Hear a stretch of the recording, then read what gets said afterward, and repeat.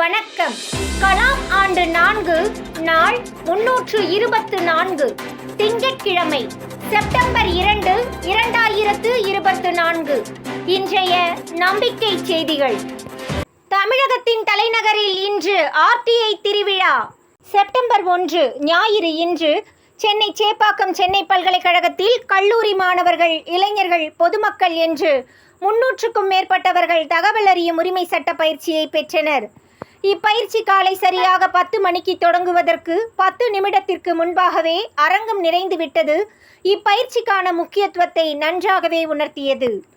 நல்லூர் வட்டத்தின் பொறுப்பாளர் திரு அருள் பிரகாசம் அனைவரையும் வரவேற்றார். 600க்கும் மேற்பட்டவர்கள் இப்பயிற்சியில் கலந்து கொள்ள பெயர் பதிவு செய்திருந்த நிலையில் அனைவரிடமும் அலைபேசியில் பேசி 300 நபர்களை கலந்து கொள்ள செய்ததில் சென்னை மாவட்ட RTI ஒருங்கிணைப்பாளர் திரு யூசுப் அவர்களின் பணி மிகவும் பாராட்டத்தக்கது. எந்த RTI பயிற்சியிலும் தொடக்கத்தில் திரு ஹக்கீம் அரங்கத்தில் நிறைந்திருந்தவர்களிடம் இந்தியாவில் நடப்பது யாருடைய ஆட்சி என்ற கேள்வியை கேட்டு இது சட்டத்தின் ஆட்சி என்று விளக்கியதோடு ஓர் இந்திய குடிமகனின் 11 கடமைகள் பற்றி மிகவும் எளிய முறையில் அதே நேரத்தில் நாட்டின் பெருமிதத்தை உணர்த்தும் அவரது அந்த பாங்கு அவருக்கு நிகர் அவரே. அதனைத் தொடர்ந்து தகவல் அறியும் உரிமை சட்டத்தை 16 தலைப்புகளில் காணொளி மூலம் ஒவ்வொன்றாக விளக்கியது. நாள் முழுவதும் கடைசி நொடி வரை சுவாரஸ்யமாக நடத்தியதைக் கண்டு அனைவரும் மிகவும் பாராட்டினர். சென்னை பல்கலைக்கழகத்தின் பேராசிரியர் டாக்டர் வெங்கடேஷ் திரு ஹக்கீம் அவர்களை பாராட்டியதோடு ஆர்வத்துடன் அதிக எண்ணிக்கையில் இளைஞர்கள் கலந்து கொண்டதற்கு தமது மகிழ்ச்சியை தெரிவித்தார். பிற்பகல் உணவு இடைவேளைக்கு பின் நல்லூர் வட்டம் பற்றி திரு பாலு அவர்கள் பேசும்போது, இந்த நாடு சிறப்பாக மாறியிருந்தால் அதில் எது எப்படி இருக்கும் என கற்பனை செய்து கூற வைத்ததும் அப்படி உருவாக்கும் செயல் திட்டமே நல்லூர் வட்டத்தின் 100 துறைகள் என்று விளக்கினார். நல்லூர் வட்டத்தின் இந்த கண்ணோட்டம், விஷன் தங்களுக்கு புதியது என்றாலும் நம்பிக்கை ஏற்படுகிறது என்று பலரும் பின்னூட்டத்தில் தெரிவித்தனர். அனைவருக்கும் பகல் உணவு, தேநீருக்கு நல்லூர் வட்டம் ஏற்பாடு செய்திருந்தது.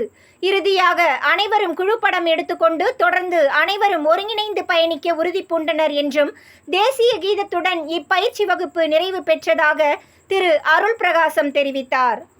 நம்பிக்கை செய்திகளுக்காக சென்னையிலிருந்து தயாநிதி. நல்லூர் வட்டத்தின் மகத்தான 100 திட்டங்களில் ஒன்று திறமை திருவிழா இந்த சென்னை சவுகார்பேட்டை மூங்கிபாய் கோயங்கா பெண்கள் மேல்நிலைப் பள்ளியில் மிகுந்த உற்சாகத்துடன் நடைபெற்றது. திறமை என்பது தன்னம்பிக்கையின் அடையாளம். தன்னம்பிக்கை ஒவ்வொரு மனிதருக்கும் உயிரினை போன்றது. நம்பிக்கையே வாழ்வு, நம்பிக்கையின்மை மரணம் என்கிறார் விவேகானந்தர். ஆகவே ஒவ்வொரு மாணவரும் நம்பிக்கையை வளர்த்து கொள்ளும் விதமாக பள்ளி படிப்புடன் தங்களது தனித்திறனையும் கண்டறிந்து அதை வளர்த்து கொள்ளும் நோக்கத்துடன் பள்ளியில் ஒரே நாளில் உடல், மனம், அறிவு சம்பந்தப்பட்ட 50 விதமான போட்டிகள் நடத்தப்படுகிறது. அத்தகைய திறமை திருவிழா ஆகஸ்ட் 31 இன்று சென்னை சவுகார்பேட்டையில் உள்ள மூங்கிபாய் கோயங்கா பெண்கள் மேல்நிலைப் பள்ளியில் மிகவும் உற்சாகமாக நடைபெற்றது. 560 மாணவிகள் பயிலும் இப்பள்ளியில் 500 மாணவிகள் கலந்து கொண்டார்கள் என்பது குறிப்பிடத்தக்கது.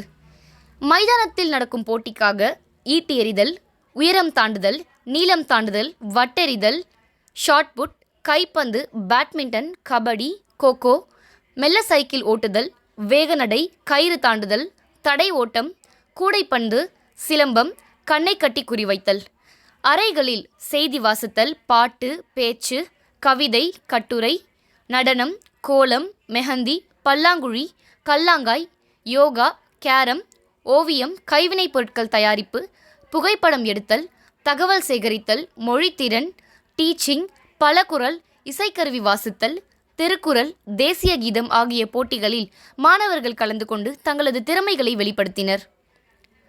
இப்போட்டிகளை பொறுப்பேற்று நடத்தவும் நடுவராகவும் நல்லூர் வட்டத்தின் பொறுப்பாளர்கள், மாணிக்க மாணவர்கள், கலாம் ஜோதி கல்லூரி மாணவர்கள் என மொத்தம் 41 பேர் இடம்பெற்றனர். இன்று பள்ளி விடுமுறை நாளாக இருப்பினும் இத்திறமை திருவிழாவிற்காக மாணவர்கள் மட்டுமின்றி தலைமை ஆசிரியர் உட்பட ஆசிரியர்களும் வந்திருந்தது குறிப்பிடத்தக்கது.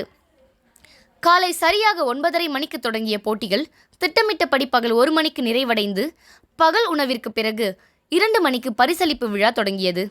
பரிசளிப்பு விழாவிற்கு தலைமை ஆசிரியை திருமதி சாந்தகுமாரி அவர்கள் தலைமை வகித்தார். மாணிக்க மாணவர் துறை மாநில பொறுப்பாளர் செல்வி கீர்த்திகா நிகழ்ச்சியினை தொகுத்து வழங்கினார். கலாம் ஜோதி வீணாஸ்ரீ வரவேற்புரை. அதனைத் தொடர்ந்து மாணவிகளின் திறன்களில் சில மேடையில். அடுத்த நிகழ்வாக இன்றைய திறமை திருவிழா பற்றி மாணவிகள் ஆசிரியர்களின் அனுபவங்கள். தலைமை ஆசிரியை திருமதி சாந்தகுமாரி அவர்களின் உரை. திறமை திருவிழா நல்ல தலைப்பு. எவ்வளவோ பெயர்கள் இருக்கு, எத்தனையோ திருவிழாக்கள் நமது நாட்டில் கொண்டாடப்படுது.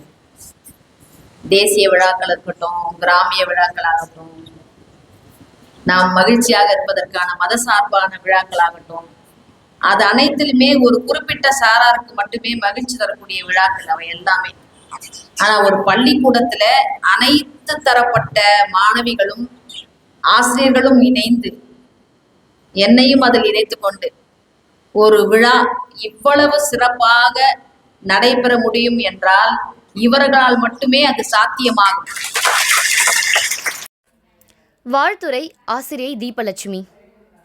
சிறப்புரை திரு பாலுவையா. அதனைத் தொடர்ந்து மாணிக்க மாணவிகள் ஜெயபிரதா, ரசிகப்பிரியா பெயர்களை வாசிக்க மாணவிகளுக்கு மெடலும் சான்றிதழும் வழங்கப்பட்டது. திறமை திருவிழா மாநில பொறுப்பாளர் வாசு மகிழ்ச்சியுரைக்கு பின் பாரதியின் வந்தே மாதிரம் பாடலுடன் ஒரு நாள் திறமை திருவிழா நிறைவடைந்த நிலையில் மாணவிகள் தமது தலைமை ஆசிரியருக்கு மகிழ்ச்சியை தெரிவிக்கும் விதமாக பெரும் ஆரவாரத்துடன் குழு புகைப்படங்கள் எடுத்துக்கொண்டதாக மாணவர் கள மாநில பொறுப்பாளர் கௌதம் தெரிவித்தார். நம்பிக்கை செய்திகளுக்காக சென்னையிலிருந்து வீணாஸ்ரீ. தேனி மாவட்டத்தில் நல்லூர் வட்டம் மாநில பொறுப்பாளர் திரு முத்துகிருஷ்ணன். தேனி மாவட்டம் போடி அருகே குரங்கணி ஊராட்சியில் மாவட்ட பொறுப்பாளர் குறிஞ்சிமணி அவர்கள் ஏற்பாடு செய்திருந்த நிகழ்ச்சியில் நல்லூர் வட்டம் மாநில பொறுப்பாளர் திரு முத்துகிருஷ்ணன் கலந்து கொண்டார். நேர்மையான லட்சிய சமுதாயத்தை உருவாக்க நல்லூர் வட்டம் எடுத்து வரும் தொடர் செயல்பாடுகளை நிகழ்வில் கலந்து கொண்ட பல்வேறு துறையை சேர்ந்த வல்லுநர்களிடையே கலந்துரையாடல் மூலம் விளக்கினார். திரு முத்துகிருஷ்ணன் மேலும் பேசும்போது, மனித மனத்திலிருந்து விலகி போயிருப்பாங்க. இது சரியாகணும்னு சொன்னா அடிக்கடி நாம ஒன்று கூடணும்.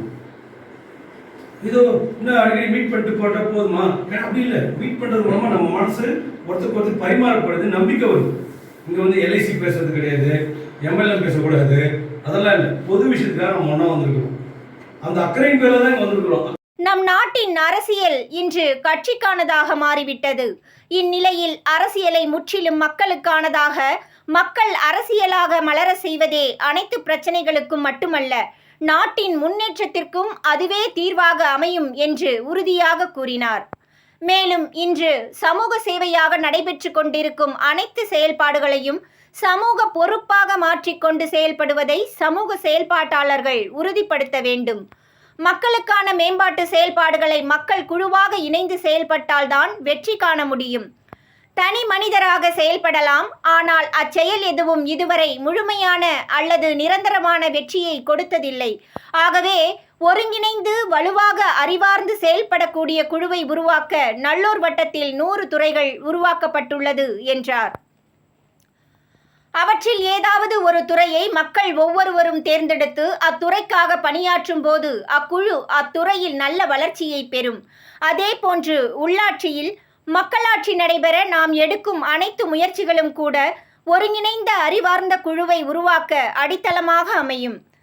சுதந்திர போராட்ட காலத்தில் வந்தே மாதரம் எப்படி உணர்வு பூர்வமாக அமைந்ததோ அதே போன்று சுதந்திர இந்தியாவில் மக்கள் அரசியலும் தாரக மந்திரமாகி சமூக பொறுப்புள்ள இளைஞர்களிடையே புதிய நம்பிக்கையையும் எழுச்சியையும் ஏற்படுத்தும் என்றும் கூறினார்.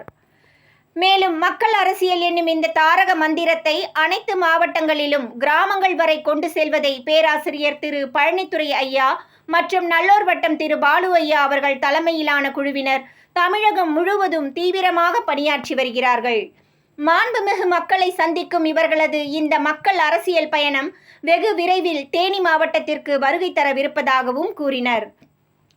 இந்நிகழ்ச்சியில் நல்லூர் வட்டம் தேனி மாவட்ட பொறுப்பாளர்கள் குறிஞ்சிமணி, சிலமலை, கிரீன் சுந்தரம், ஜெயக்குமார், பசுமை தோழர்கள் அமைப்பின் நிர்வாகி வெங்கடேசன், சிருஷ்டி யோகா பயிற்சியாளர் விஷ்ணுபிரியன், தலைமை ஆசிரியர் முருகேசன், பனை முருகன், சமூக சேவகர் ரஞ்சித்குமார், முன்னாள் ரயில்வே அதிகாரி குரு ஞானதேசிகன், குரங்கணி வார்டு மக்கள் பிரதிநிதி Kumar, top station Ratheeshkumar, central station David, Naresh, Rudraprathap, Rithik, Yogeswaran, Karthik, Suganraj உட்பட பள்ளி கல்லூரி மாணவர்கள் பலரும் கலந்து கொண்டதாக இந்நிகழ்ச்சிக்கு சிறப்பாக ஏற்பாடு செய்திருந்த குறிஞ்சிமணி தெரிவித்தார்.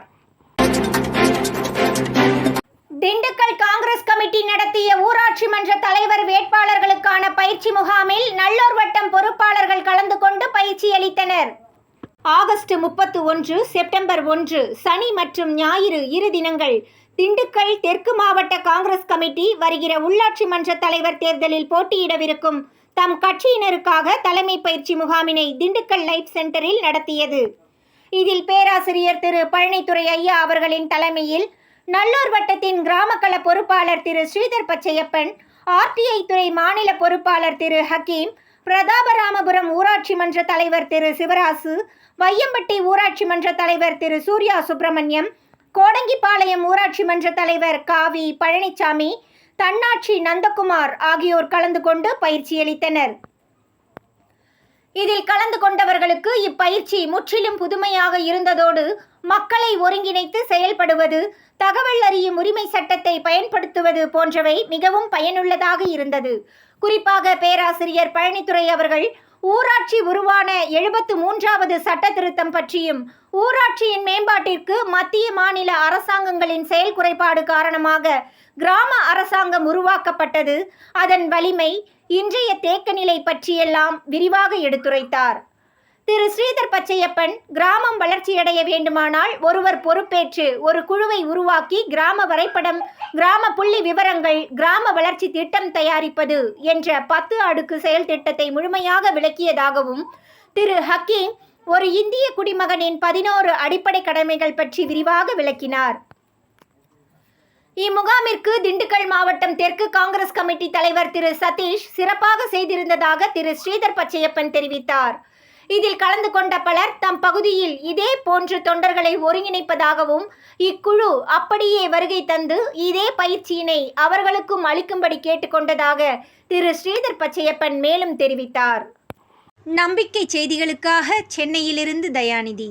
இத்துடன் இன்றைய நம்பிக்கை செய்திகள் நிறைவடைந்தன.